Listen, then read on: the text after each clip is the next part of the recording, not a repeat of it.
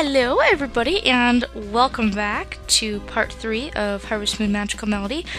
Taking a little while to get this introduction stuff out of the way, but I hope you guys still have a little bit of an attention span. I'm almost done. Haven't left the house yet. I'm just going to show everybody a couple of features that they should be familiar with in their houses. So the first place is going to be your diary, which you use to save. You have 4 little places to save here. As you can see, this is the file that I had already played when I first got the game. So in year 2, I've not been doing too bad. I haven't played on this file for a little while, but it really doesn't take that long to get going in this game, which is something I really like about it. So we're going to go in the 3rd save slot and save our game. If you want to interact with any of the furniture, all you have to do is go up to and press A. You need to go to bed each night to wake up the next day and refill all of your stamina. You can also rearrange your furniture in your house by looking at your diary, but we don't really have any furniture to rearrange with yet, so I'm not going to do anything with that. You can look at your television and look at a bunch of different programs, the Weather Channel being the most important, of course, so that you know what the weather is, so you can prepare accordingly. I guess I should also show you guys what else we've got. We've got the Season Channel, which I don't find to be too necessary. A gentle spring scene, sending you some music and images to soothe your heart. It's not a very interactive type television. Education Channel. The hoe is a tool for tilling the earth. You should always till the earth before sowing seeds. So, a couple of game hints, but nothing too useful. It's also great for digging in the caves, if you really don't know what you're doing. And then the Variety Channel is kind of just like the random, I don't know, like reality type shows.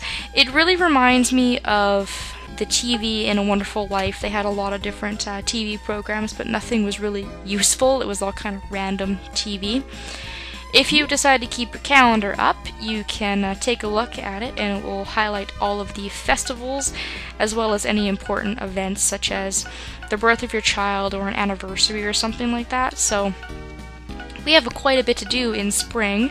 There's quite a few festivals, and like most Harvest Moon games, they have the traditional 30-day calendar. You can interact and cook. We don't have any utensils except for the cutting board, so we can't really do much with cooking right now. Over here you've got your bookshelf, where you can read books and letters. We don't really have anything yet, so we will have to wait. And the letters are, of course, the letters you get in your mailbox. This is your toolbox, and it's filled with all of our tools.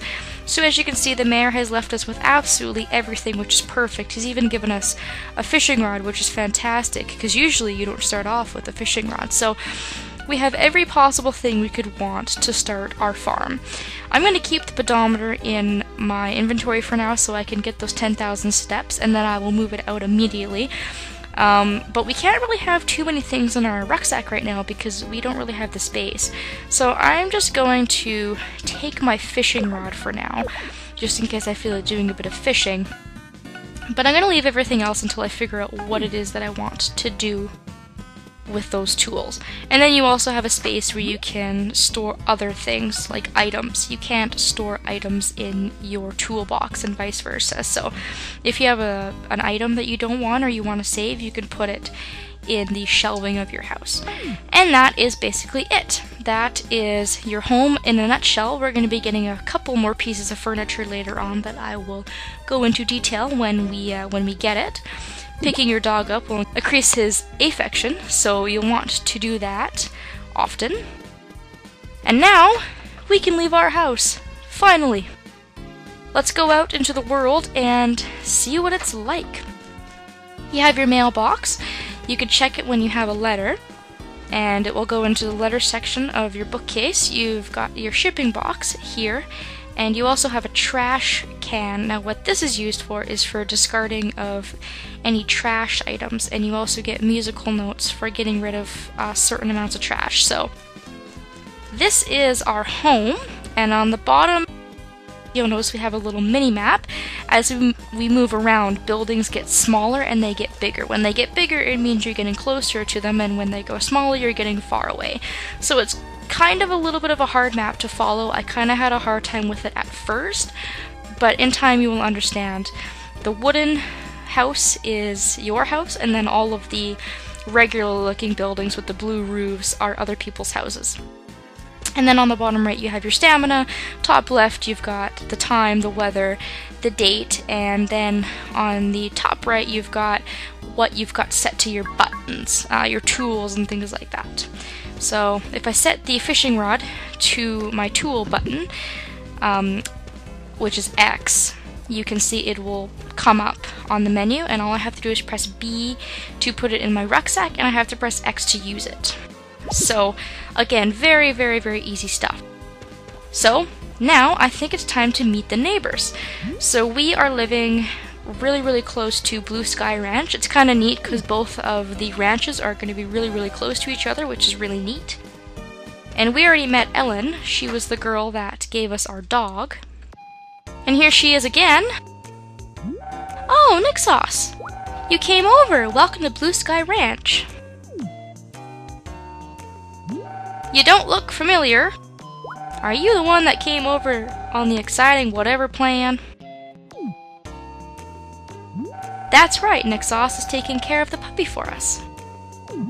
Oh, this is my father. I'm Hank. Nice to meet you. Interestingly enough, a little bit of trivia for those of you who don't know, Hank was in the SNES version of Harvest Moon, and he was actually the town drunk. So he's cleaned up his life, which is great. Our store handles items related to animals. The guy you often see in the fields is my cousin Blue. He's helping us with this ranch. He can be difficult at times, but try to get along with him. Oh, that's right, I'll give you this. What a nice girl she is. She's given us all these freebies. And we get an animal notebook. It's a notebook for first-time ranchers. It has a lot of information related to animals, so it's useful to read. And this is going to go on our bookshelf, of course, if we want to read it. Come by again. Keep at it so you can raise animals. He seems like he has a southern accent, I don't know. My southern accent is terrible. Alright, so we can browse Hank's wares if we want. He's got products for raising livestock, so you'll have to come over to his place if you want to buy the brush or the milker, the clippers, the bell, which will herd all of your animals, and then he's also got some other products as well as animal medicine if you need it. We're not able to look at the choices in animals yet because we don't have a barn to put them in. But sooner or later we'll be able to buy some animals. So this is going to be a very important location for us. And I'm going to see if I can find her cousin, Blue. Ellen, by the way, is a marriage candidate if you're playing as a boy. Very, very similar to Ellie. And this is Blue, who... Pop Hank in the shop. Ask Ellen about him. I don't want to chit-chat. So, Blue is pretty much identical in every single way to Gray, even in appearance. He has the same hat and acts very, very similarly. Why they didn't call him Gray, I've got no idea. But Blue and Gray are not considered to be the same person. They're considered to be separate characters, even though they act and look identical. So if you're a big fan of Gray, you can marry Blue. However, I don't really like him. He kind of has a really, really standoffish type personality, whereas Gray was kind of shy and cute. I don't really find Blue to be that way. He's never really been my cup of tea, I guess, quote-unquote. Over here is actually Jamie's ranch. And you can see that Jamie is hard at work.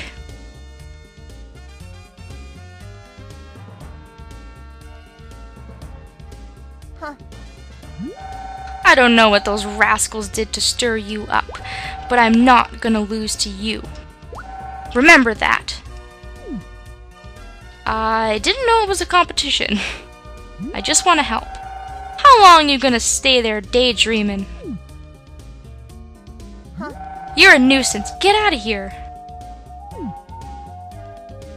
Oh, you don't have to tell me twice. I'm gonna leave before you sick your dog on me. So a little bit of information about Jamie. The reason I keep calling Jamie by the name Jamie is because Jamie can actually be both genders. If you're playing as a girl, Jamie will be a boy, and if you're playing as a boy, then Jamie will be a girl. Jamie is an eligible candidate for both genders because his/her gender changes, but if you marry Jamie, then the game will automatically end. Definitely the hardest of the candidates to marry. You have to actually get all 100 notes to marry Jamie. So for now, because I'm playing as a girl, we're going to say that he's a boy, but Jamie looks very, very feminine, like a girl. So those are the 3 farms/ranches, and we're all kind of in a little bit of a zigzag shape. We've got Jamie here, who is at the base of the mountain if we climb a little higher. So he lives just south of the mountain. And then Ellen and her family live just to the west, and then I live even further west, so it's kind of a nice little zigzaggy shape. I will mention on the mini-map as well, you can see that as well as buildings getting bigger and smaller, people also get bigger and smaller, so you can actually interact with people, and it will show you how close you are to them, which is pretty neat. So, from Jamie's farm, we're going to go south, and we're just going to make our way through all of the buildings that we can. Over here is the clinic. So we have some doctors in town.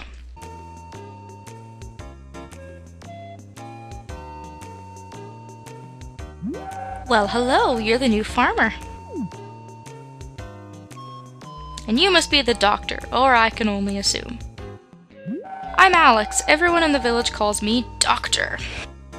So just like with Blue being very similar to Gray, Alex is very similar to Doctor/Trent, but again, they gave him a different name and he's considered to be a different character, which gets a little confusing, but very, very nice guy.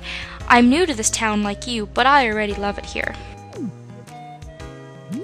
You should really stay on top of your health. Since you're here, let me have a quick look.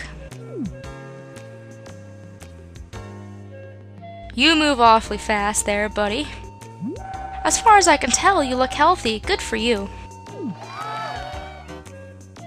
That's right. If you find some herbs in the mountains, can you ship them?